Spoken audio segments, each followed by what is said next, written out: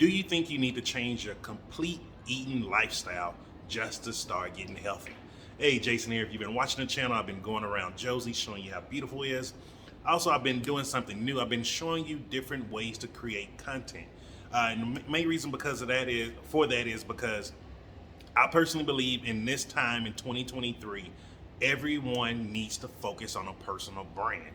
Everyone has something of value to offer to this world, and people will end up paying for it if you just give it time and be consistent with it. And most importantly, I've been talking about success when it comes to happiness, health, and wealth, and how to get it. And so, one of the things that I really want people to be successful with, especially now that it's January, it's 2023, it's the time where everybody has these New Year's resolutions.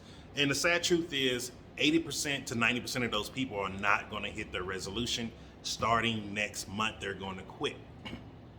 And so, that's why I wanted to talk to you about what is the best way to actually be healthy. And because most people think like, oh, I need to change everything. I need to go to the gym. I need to do this and that. And the truth is, you don't need to do any of that. You need to just find one thing that you can do and stick with it. Keep doing it each and every day. Just to give you an example, for me personally, I have an exercise goal that I do. I do exercise for about an hour to 2 hours a day.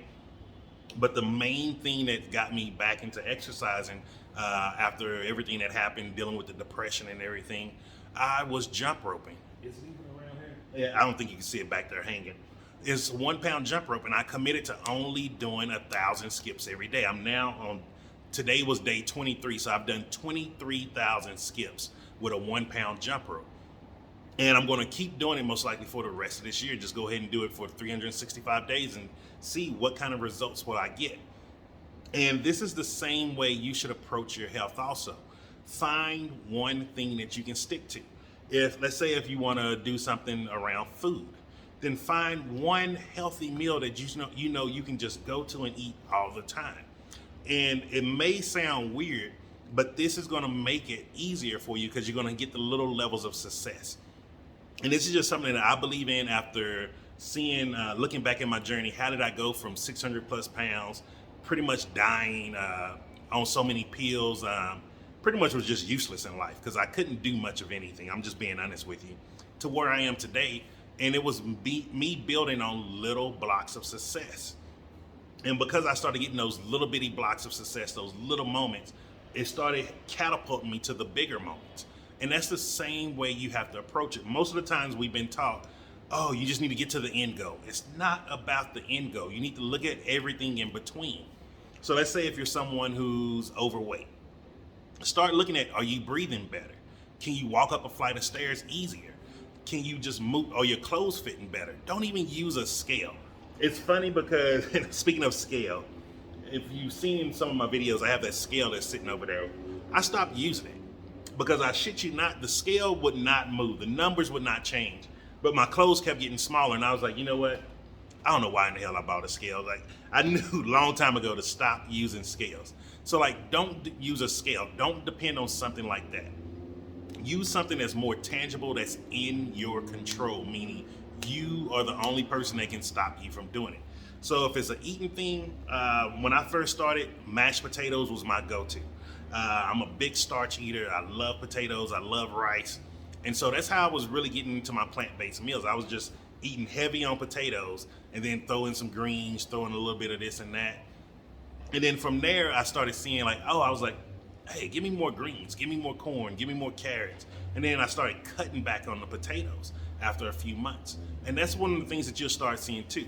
If you have an exercise goal, now if you're someone who has not been in the gym in years, do not set a goal to go to the gym. And this is the reason why. Going to the gym is going to be more traumatic to you than it is beneficial in the beginning. Because one, you don't have the self-confidence of someone who goes to the gym. You most likely do not know how to do the repetitions or the weights correctly, and you can end up hurting yourself. Instead, what I recommend people to do is do something at home that you are in complete control of, and you're in the privacy of your home, so you don't have to feel self-conscious. If you want to work out without a shirt on or something, you can do that, no problem. And the beautiful thing about the working at home is You can do this for free, man. Like completely freaking free. All you have to do is go on YouTube and put in exercises, home exercises for beginners, or put in one of the things that I used to do is walk away to pounds. CC and I used to do that all the time, and we would just throw it on, and we would just be walking in place, going at it. Like, start very small. Start at the level you're at. If you're not a person that's at a gym rat level, don't go to the gym. Don't waste your money. This is something I really believe in, is not wasting your money. If you're, let's say if you have a financial goal. If you have a financial goal, first thing that I would say start out is get a book about finances. You can do a book such as Rich Dad, Poor Dad, Think and Grow Rich. The Power of the Subconscious Mind is a great one. The Richest Man in Babylon. Or You Were Born Rich by Bob Proctor. All of these are great books to start getting your mindset into focus of earning money instead of getting a paycheck. And so that was just a couple of things to do, and just to show you how you can start getting success. And remember, the definition of success by Earl Nightingale is the progressive realization of a worthy ideal. And the biggest area where most of us fall short in success is progressive. We think it's supposed to be instant. Like, oh, I'm supposed to know how to do this. You're not supposed to know how to do something that you don't have. You have to learn how to do it. And it's those growing pains that make it fun. You know, in the beginning it sucks, but I'm telling like with the going back to the jump rope. When I first started jump rope, I sucked. I couldn't get off the ground.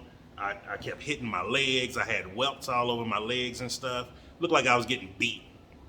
Now I can do 1,000 skips a day. Like I said, for 23 days now, I've done 1,000 skips each day. That's 23,000 skips. If you would have talked to me back when I first bought a jump rope and told me, yo man, you're gonna end up doing 23,000 skips one day, I would have called you a liar and probably cursed you out. And this shows you the beautiful part about progressive.